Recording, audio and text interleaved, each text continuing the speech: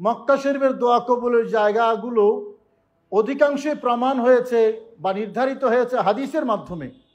আর মদিনায় পাক রসুল করিম সাল্লাল্লাহু আলাইহি ওয়াসাল্লামের রওজা শরীফে দোয়া করার কথার প্রমাণ আল্লাহ পাক রব্বুল আলামিন কোরআনে কারীমে বলেন। আসসালামু আলাইকুম ওয়া রাহমাতুল্লাহি ওয়া বারাকাতুহু। বিসমিল্লাহির রহমানির রহিম।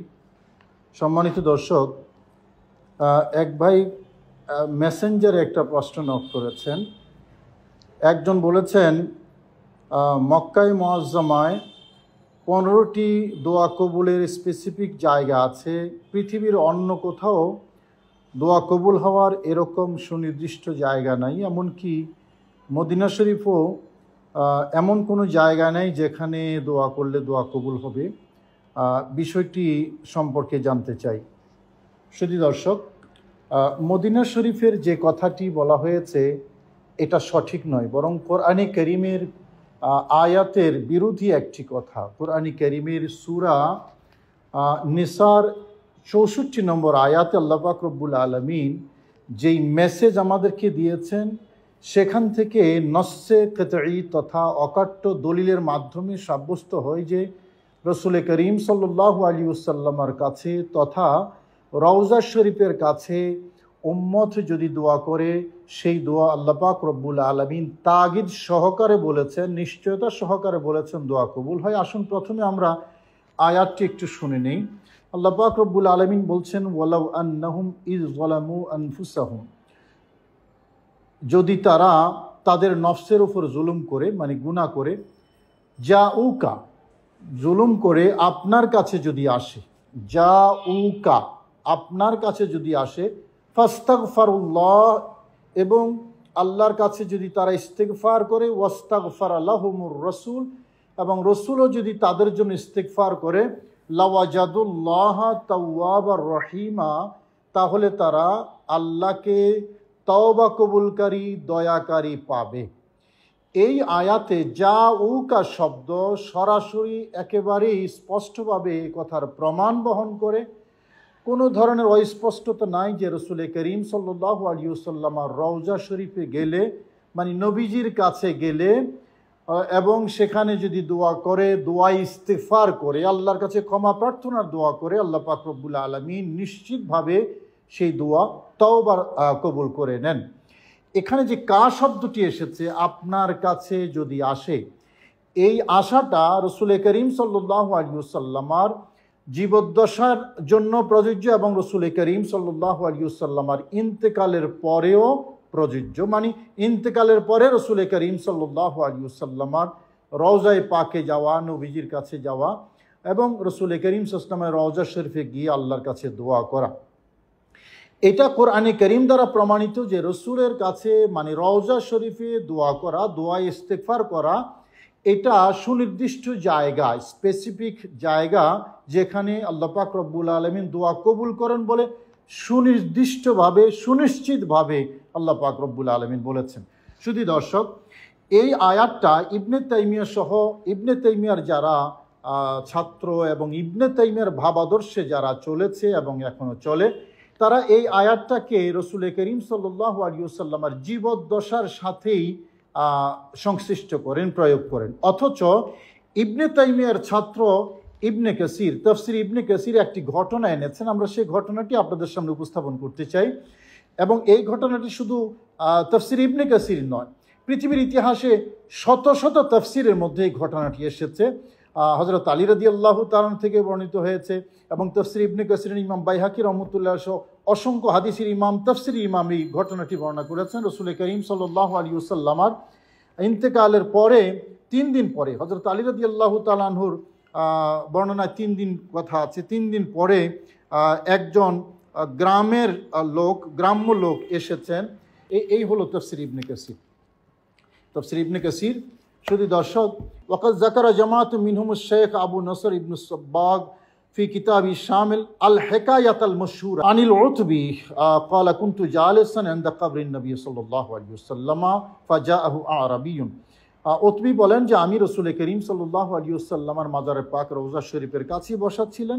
ঠিক সেই সময়ে একজন গ্রামের লোক এসেছেন, এসে বললেন, ফাকাল আসসালামু আলাইকা ইয়া রাসূলুল্লাহ, বললেন আসসালামু আলাইকুম ইয়া রাসূলুল্লাহ, রাসূল করিম সাল্লাল্লাহু আলাইহি ওয়াসাল্লামকে সালাম দিয়েছেন। তারপরে বললেন যে সামিউতুল্লাহ ইয়াকুল, আমি শুনেছি আল্লাহ পাক রব্বুল আলামিন বলেছেন ওয়ালাউ আন্নাহুম ইযলামু আনফুসাহুম জাউকা, মানে এই আয়াতটা ওই গ্রাম্য লোকটা বললেন যে আমি শুনেছি আল্লাহ পাক রব্বুল আলামিন এই আয়াতে আমাদেরকে আহ্বান করেছেন আপনার কাছে আসার জন্য এবং ইস্তেগফার করার জন্য। রসুল ইস্তেগফার করবেন, আল্লাহ দোয়া কবুল করবেন। ওয়াকাদ জিতুকা, ওই গ্রাম্য লোক বলছেন ইয়া রাসূলুল্লাহ, আমি আপনার কাছে এসেছি মুস্তাগফিরান লিযামবি, আমার গুনার ইস্তেগফার করার জন্য, মুস্তাশফিআন বিকা ইলা রব্বি, আপনাকে শফি মেনে আমার রবের কাছে, অর্থাৎ আপনাকে সুপারিশকারী মেনে রবের কাছে, আপনি রবের কাছে আমার পক্ষে সুপারিশ করবেন এটা বিশ্বাস করে আমার গুনাহ মাপ চাওয়ার জন্য আমি আপনার কাছে এসেছি। অতঃপর 2 লাইন কবিতা পড়লেন, আমি 2 লাইন কবিতা আর এখানে পড়ছি না।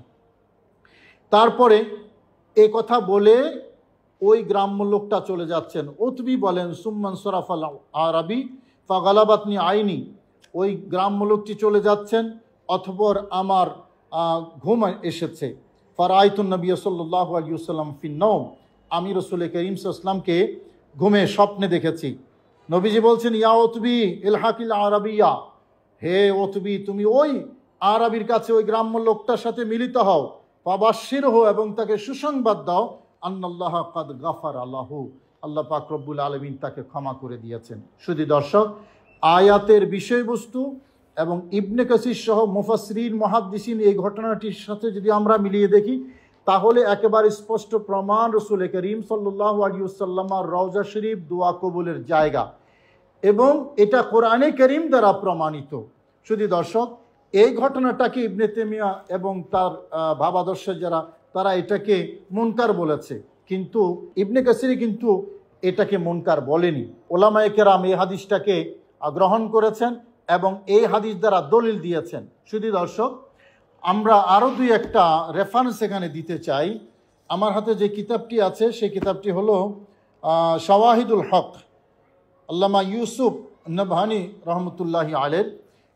এই কিতাবের মধ্যে আছে যে ফাইন্না মাযহাবা মালিক ওয়া আহমদ ওয়া শাফিঈ রাদিয়াল্লাহু তাআলা আনহুম ইস্তিহবাবু ইস্তিকবালিল কবর শরীফ ফিস সালাম ওয়াদ দুআ, অর্থাৎ ইমাম মালিক, ইমাম আহমদ, ইমাম শাফিঈ, এই 3 জন ইমামের মাযহাব হলো রাসূল করিম সাল্লাল্লাহু আলাইহি ওয়াসাল্লামকে সালাম দেওয়া এবং নবীজির রওজা শরীফে দোয়া করার সময় নবীকে সামনে নিয়ে দোয়া করা মুস্তাহাব।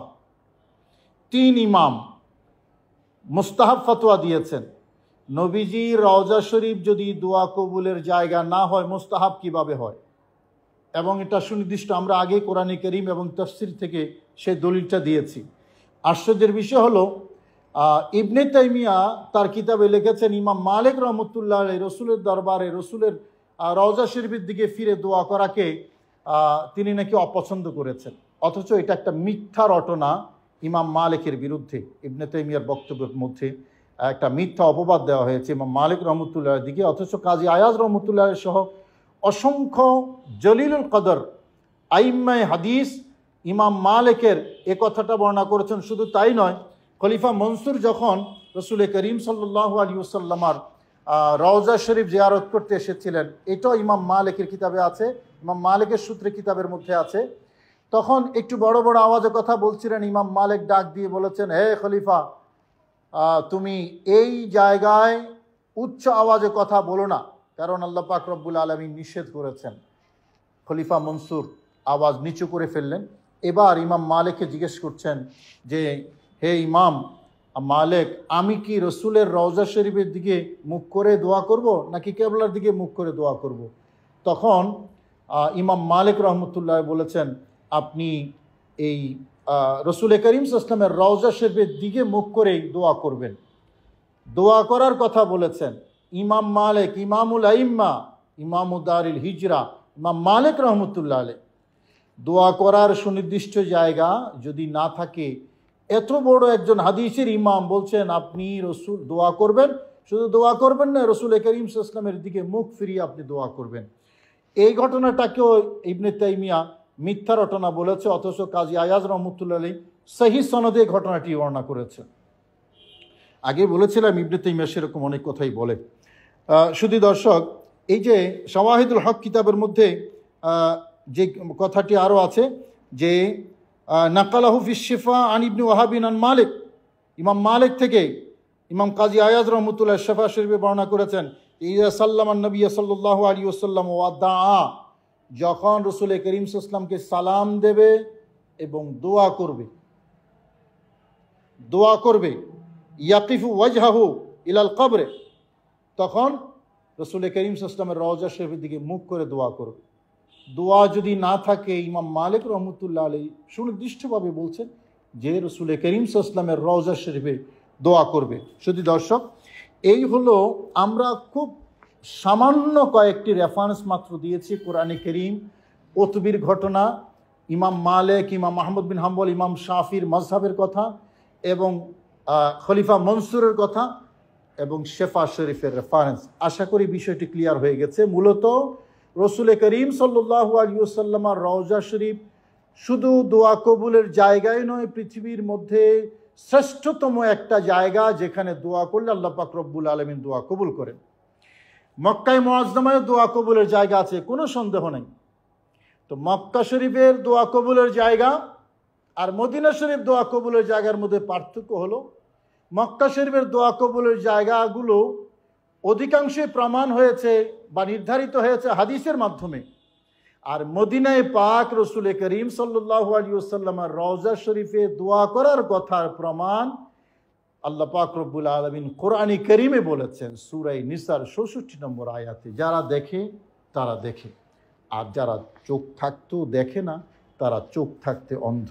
আল্লাহ পাক রব্বুল আলামিন আমাদেরকে সঠিক বুঝদান করুন, সঠিক বিশ্বাস লালন করার তৌফিক নসিব করুন। এই প্রত্যাশায় আজকে এখানে শেষ করছি। আসসালামু আলাইকুম রহমতুল্লাহি ওয়া বারাকাতুহু।